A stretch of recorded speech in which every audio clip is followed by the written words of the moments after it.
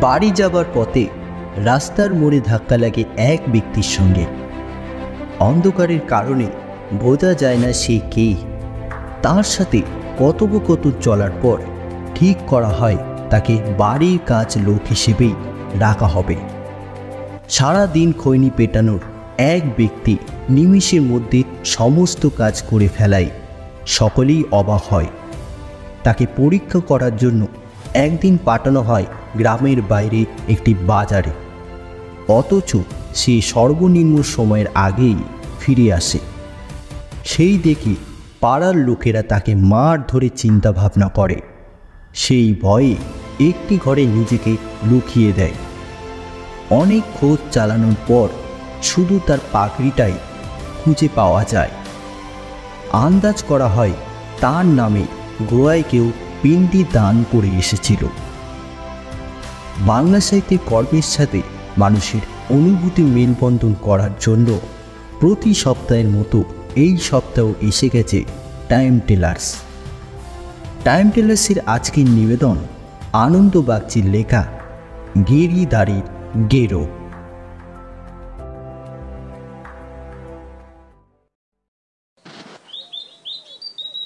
ভর সন্ধ্যে ঝিমধরা অন্ধকারে পিন্টু বাড়ির দিকে ছুটছিল। খেলার মাঠে আজ তার বেশ দেরি হয়ে গিয়েছিল। হাত পা ধুয়ে এক্ষুনি তাকে পড়তে বসে যেতে হবে, কিন্তু বাবার বকুনি থেকেও খুব জ্যান্ত একটা ভয় এই মুহূর্তে তার পিছু নিয়েছিল। তাই ডাইনে বাঁয়ে কোনো দিকে তাকাবার সাহস ছিল না। কাছেই কোথাও গাছের ডালে একজোড়া হুতুম পেঁচা ভুতুরে গলায় রক্ত হিম করা ডাক ডাকছিল। এর চেয়ে বাঘের ডাক শুনলেও বুঝি পিন্টু এরকম ভয়ে সিটিয়ে যেত না। জায়গাটা ঊর্ধ্বশ্বাসে পেরিয়ে এসে পিন্টু পায়ের গতি কমিয়ে দিয়েছিল। বাড়ি এসে গেছে। শাঁখের শব্দ শোনা গেল।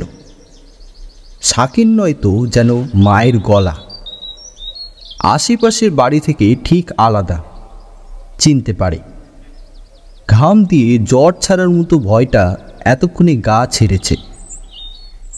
রাস্তার শেষ বাঁকটা এসে গিয়েছিল। মোড় ঘুরলেই এবার বাড়ি দেখা যাবে। তাই আনমোনা পিন্টু প্রথমেই দেখতে পায়নি। বাঁকের মুখে ঝাঁকড়া তেঁতুলতলার মাথায় ইয়া পাকড়ি বাঁধা একটা লোক উবু হয়ে বসে খৈনি ডলছিল। পেছন ফিরে বসে থাকায় লোকটাও পিন্টুকে দেখতে পায়নি। হঠাৎ হাততালির মতো শব্দ শুনে পিন্টু থমকে দাঁড়িয়ে পড়ল। তারপর একটু নজর করতে আবছা মতন চোখে পড়ল। প্রথমে মনে হয়েছিল কোনো কাকতাড়ুয়া মূর্তি, কেউ দুষ্টুমি করে ওখানে পুঁতে রেখে গেছে। প্রকাণ্ড হান্ডার মতো মাথাটা ঝুঁকে আছে। গায়ে চিত্তির বিচিত্রিক করা খাটো কামিজ বোধহয় হাওয়ায় দুলছে। কিন্তু না, ওটা একটা লোক। চোটচোটটা হওয়াই সম্ভব। খুব নিরিবিলি নিশ্চিন্তে খৈনি পিটছে। ফট ফট ফটাস আওয়াজটা এই জন্যই। একটুও ভয় পায়নি তা নয়, কিন্তু ভাবটা চাপা দিতে বেশ জোর গলায় চেঁচিয়ে উঠল পিন্টু। হাই লোকটা, হাই, কি করছো ওখানে? আচমকা হাঁক শুনে খুব চমকে গিয়েছিল লোকটা। তেরিং করে এক পাক ঘুরে উঠে দাঁড়াতেই পিন্টুর হাসি পেয়ে গেল।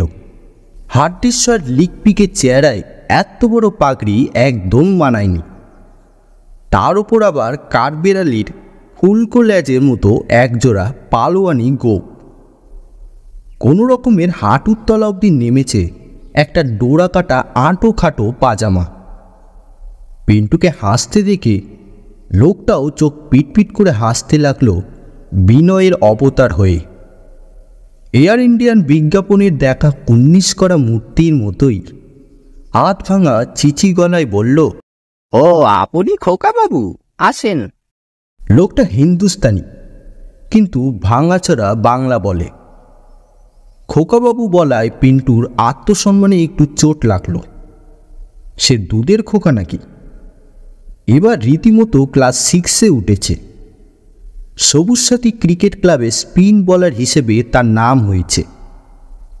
ক্লাবের দাদারা পর্যন্ত তাই আদর করে পিন্টু বলে ডাকে।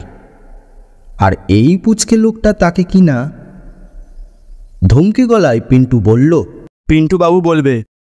লোকটা বাধ্য ছেলের মতো পায়ে পায়ে এগিয়ে এলো, ঘাড় নেড়ে বলল, আহা, যা বলাবেন আমি বলবে।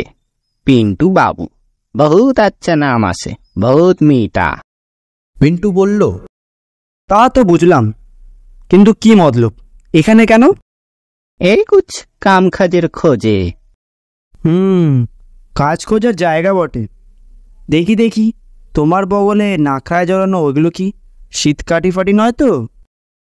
লজ্জিত ভঙ্গিতে মাথা হেলিয়ে লোকটা বলে, জি হ্যাঁ, ঝুটা কেন বলবো, শীতকাটি भी আসে। পিন্টু চমকে যায় ওর সত্যবাদীটাই, বলে, হ্যাঁ, তুমি তাহলে চোর নাকি? লোকটা এবার প্রতিবাদ জানালো, नहीं पिंटू बाबू, अभी चोरो ना काम चोर भी ना, मेहनत करके खाई, सच्चा आदमी। পিন্টু মনে মনে বলে, সাচ্চা আদমি না হাতি? কামচোর কথাটা মানে তার ঠিক জানা ছিল না, মুখে বলতে যাচ্ছিল। তাহলে এই সব যন্তরফন্তর কেন? কিন্তু বলা হলো না। লোকটা বোধহয় তার মনের কথা বুঝতে পেরে ভাঙা বাংলায় বলল, जंतर फंतर कथा छेड़े दिन, बारी काम तो कफन कोन चीज दरकार है कौन जाने। পিন্টুর মনে পড়ে গেল তাদের বাড়িতে এখন কাজের লোকের খুব অনটন চলছে। বহুদিনের পুরনো লোক বিশুদা খুব বুড়ো হয়ে গিয়েছিল, আর পেরে উঠছিল না। কাজ ছেড়ে দিয়ে দেশে চলে যাবার পর বাবা অনেক চেষ্টা চরিত্র করে দু একজনকে যে ধরে আনেননি তা নয়, কিন্তু কেউ বেশি দিন টেকেনি, কেউ এক সপ্তাহ, কেউ এক মাস বড় জোর। মায়ের খুব কষ্ট হচ্ছে, রোজ বাবাকে বলে, কিন্তু এখন নাকি লোক পাওয়া দুষ্কর। চতুর্দিকে এত ছোট ছোট কারখানা গজিয়েছে, বাড়ির কাজ ফেলে সবাই সেখানে চলে যায়। তুমি বাড়ির কাজ ঘরের কাজ করবে? हाँ हाँ जरूर करबो। কি কি কাজ জানো? सब যা বলবেন সব ফিনিশ করে দিব। ওরে বাবা, এ যে আবার ইংরেজি মিংরেজিও বলে। পিন্টু মাথা চুলকে বলে, বিড়ির কারখানা, রংকল, তাঁতকল, প্লাস্টিক, প্লাইউড। লোকটা ওকে কথা শেষ করতে দিল না। কভি নেই, কখনো না। আমি ঘর কা আদমি, ও প্লাস্টিক ইলাস্টিক বহুত খতরনাক, ডর লাগে পিন্টু বাবু। একবার আগ লাগবে তো বাস খতম। বাজিয়ে নিয়ে ভালোই হলো। এই যাত্রা এই লোকটা হয়তো টিকেও যেতে পারে, তবে যা পলকা। অবশ্যই মায়ের যদি পছন্দ হয় তবে। খুশি হয়ে পিন্টু বলল, তাহলে চলো আমাদের বাড়ি। ছুটতে ছুটতে এসে পিন্টুর বাড়িতে ঢুকেই বাবার মুখোমুখি পড়ে গেল। বারান্দায় চটি ফটফাটিয়ে পায়চারি করার ধরন দেখেই বুঝেছিল বাবা ভীষণ ছুটেছেন, কিন্তু ওর এখন 7 কোনো মাপ হয়ে যাবার কথা। ঘণ্টাখানেক দেরি তো কোনো ব্যাপারই নয়। বাবা কিছু বলার আগেই ও হাঁপাতে হাঁপাতে বলল, বাবা, আমি গিরিধর সিং। কথাটা শেষ করতে পারল না। ওর বাবা রাগে ফেটে পড়লেন। তা তো বটেই, গিরিধর মানে গাধা। তুমি গাধা না হলে কি আর মাথায় সিংহ যায়? আমি কাজের লোক নিয়ে এসেছি, ওর সঙ্গে কথা বলুন। হ্যাঁ, কোথায়? জি হুজুর। পিন্টুর বাবা পিছন থেকে মিহি খোনা গলায় দ্রুত উত্তর হলো, গিরিধর লাল সিং হাজির। পিন্টু তার বাবাকে এরকম চমকাতে কখনো দেখিনি। লোকটার চেহারা দেখে ওর মুখ দিয়ে কথা বেরোলো না। কার সঙ্গে কথা বলছো? বলতে বলতে পিন্টুর মা ঘরের ভেতর থেকে বেরিয়ে এসে থমকে দাঁড়ালো। কি আপদ! এই সংটা আবার এখানে কি করছে? এই ভূতটাকে তুমি কোথা থেকে জোটালে? পিন্টুর বাবা বললেন, তোমার লোক। পিন্টুর মা আকাশ থেকে পড়ল। পিন্টুও আর দাঁড়ালো না, এই সুযোগে সরে পড়ল। তা গিরিদারি না গিরিধর এ বাড়িতে বহাল হয়ে গেল 3 মিনিটের মধ্যেই। শুধু একটা ব্যাপারের ফয়সলা হতে যা এই দেরিটুকুন হলো। গিরিধারী নাকি মাইনে নিতে কিছুতেই রাজি হলো না। সে শুধু খাবে আর কাজ করবে আর থাকবে, শুধু খাওয়া থাকার বদলে সর্বক্ষণে কাজের লোক। সংসারে যাবতীয় কাজ সে একা করবে, এই যুগে ভাবা যায় না। ওই রোগা পটকার লোকটা কিন্তু সত্যি ভেলকি দেখালো। একাই 100 বলে একটা কথা আছে, লোকটা যেন তাই, কিন্তু প্রতিটা কাজ যেমন নিখুঁত তেমনি তাড়াতাড়ি। পাঁচা পাঁচা বাসন যা অন্য লোকের 1.5 ঘন্টা লেগে যাবার কথা, কুয়োতলা থেকে মেজে আনতে গিরিধারীর 5 মিনিট লাগে কিনা সন্দেহ, কিন্তু ফাঁকি নেই। প্রতিটি বাসনকোসন ঝকঝক করছে, বুঝি মুখ দেখা যায়। ঘরদোর তকতক করছে, এক কোণা ধুলো নেই। বিছানাপত্র টান টান, আলনা ফিটফাট, জুতোর পালিশ থেকে আলো ঠিকরাচ্ছে। রান্নাঘরে পা দিয়েই পিন্টুর মা চমকে যায়। উনুনে আজ গনগন করছে। ঠাকুরকে ফুল জল দিয়ে এসেই স্তম্ভিত। বাটনা বাটা হয়ে গেছে, একতাল আটা মাখা শেষ। বাটির আওয়াজ শুনে পেছন ফিরে দেখেন কুটনো ফুটনো রেডি। তবু এই লোকের হাতের রান্না খেতে প্রবৃত্তি হয় না। সেই এক জামা কাপড়, এক পাগড়ি, ছাড়াছাড়ির বালাই নেই। জন্মে কখনো চান করেছে বলে তো মনে হয় না।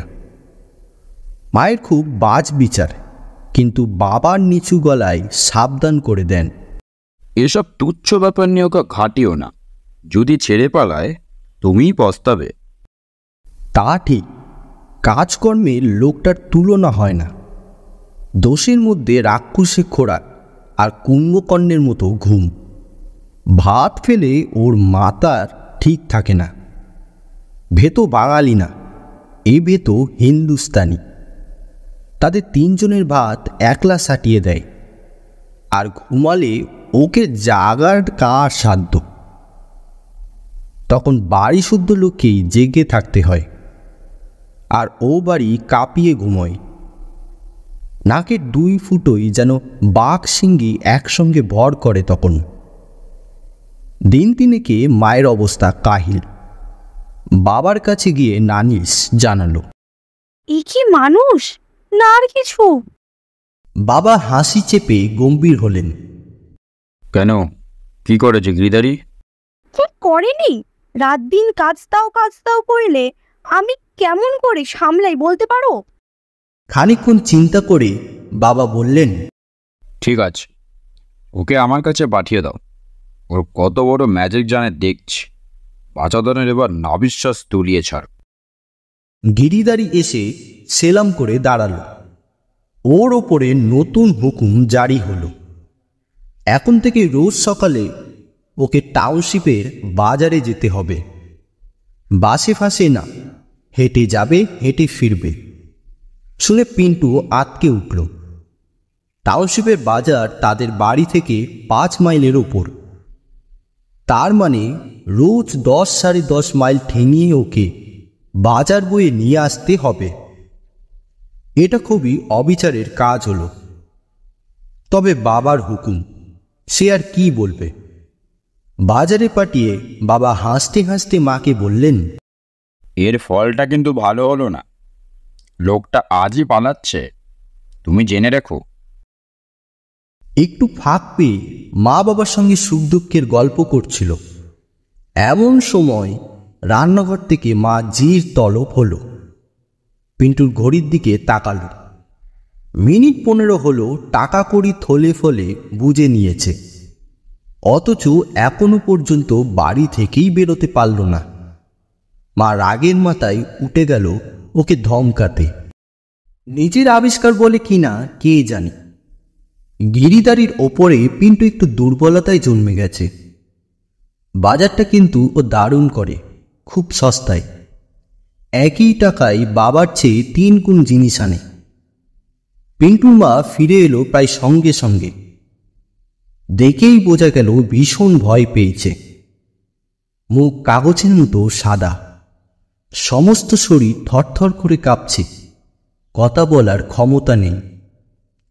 কী ব্যাপার দেখার জন্য বাবার পিছু পিছু পিন্টুও ছুটে গেল রান্নাঘরে। এই কি অসম্ভব ব্যাপার! গিরিদারি টাউনশিপের বাজার কখন সেরে এসেছে কে জানে। আনাজপাতি মাছ কুটে ধুয়ে রেডি করে রেখে গিয়েছে। মনে হতেই পারত ও টাউনশিপে যায়নি, অন্য দিনের মতো ঘরের কাছেই বাজার সেরেছে। কিন্তু না, রসগোল্লার হাঁড়ি মোড়কে টাউনশিপের দোকানের নাম ঠিকানা ছাপা।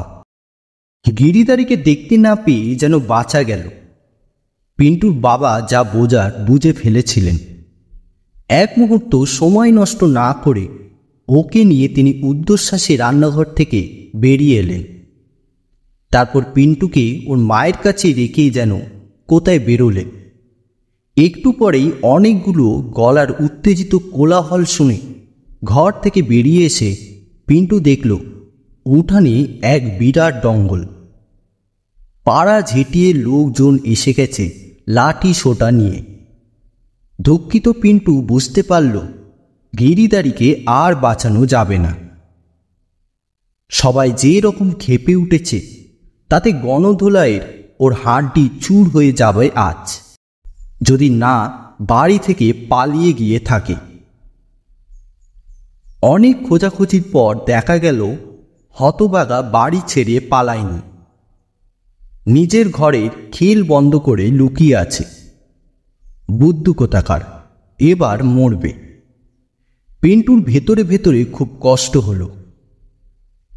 জনতা পাগলের মতো ঝাঁপিয়ে পড়ল বন্ধ দরজার ওপর।